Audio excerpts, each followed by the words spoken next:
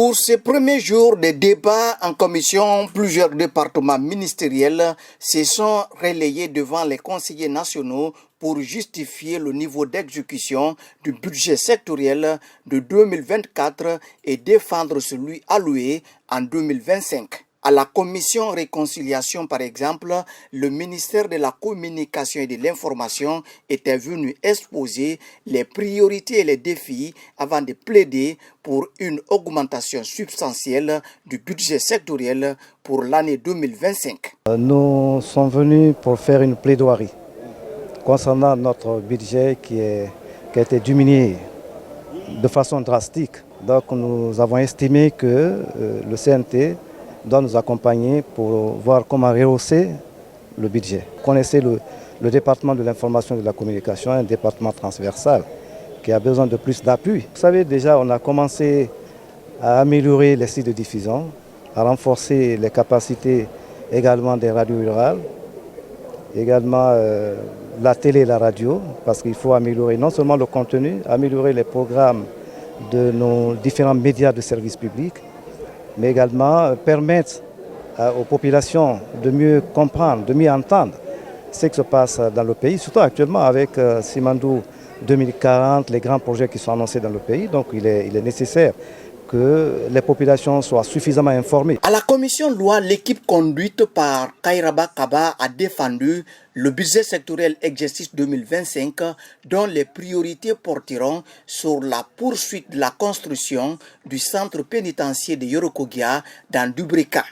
À cela s'ajoute la formation des cadres et l'amélioration des conditions de vie dans les lieux de détention. Nous avons constaté qu'il y a un effort à faire pour que l'État améliore sa justice. Sur les questions de droits de l'homme, nous allons proposer à Monsieur le Président du CNT qu'il y ait une journée spéciale consacrée au débat sur les questions de droits de l'homme entre le ministère de la Justice et le CNT.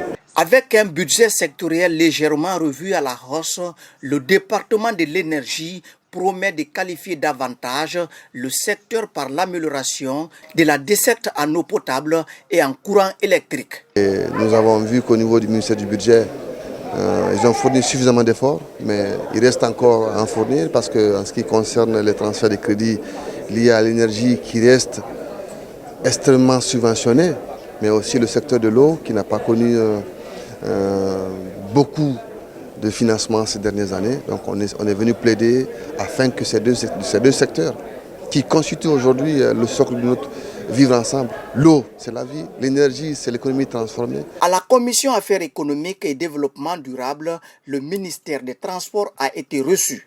Les débats ont été axés sur les priorités en 2025. Nous sommes venus ici pour expliquer nos difficultés, au-delà simplement aussi des lignes budgétaires, c'est d'expliquer nos difficultés qui, une fois prises en compte, permettront, je l'espère en tout cas, de réajuster, de revoir un peu notre budget pour nous permettre de réaliser nos investissements. Les conseillers se sont interrogés sur justement l'efficacité des différents services à remplir correctement leur contrat de service. Donc c'est extrêmement important et nous nous sommes penchés également sur la performance du secteur de transport en matière de fourniture de revenus à l'État.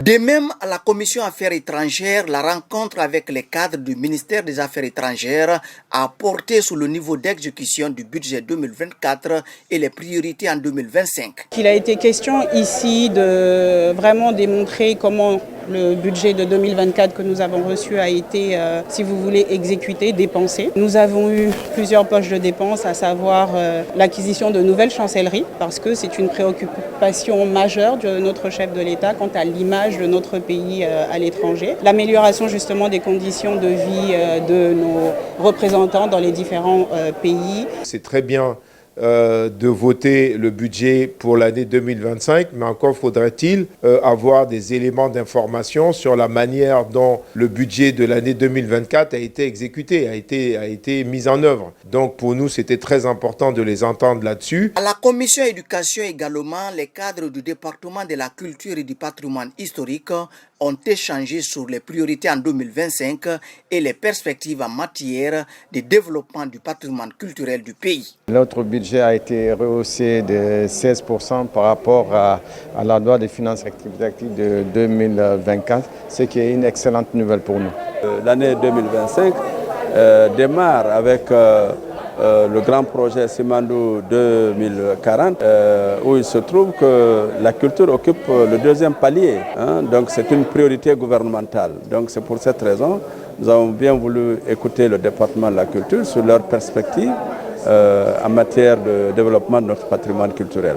Les travaux consacrés à l'examen du budget sectoriel volet recettes se poursuivent durant cette semaine.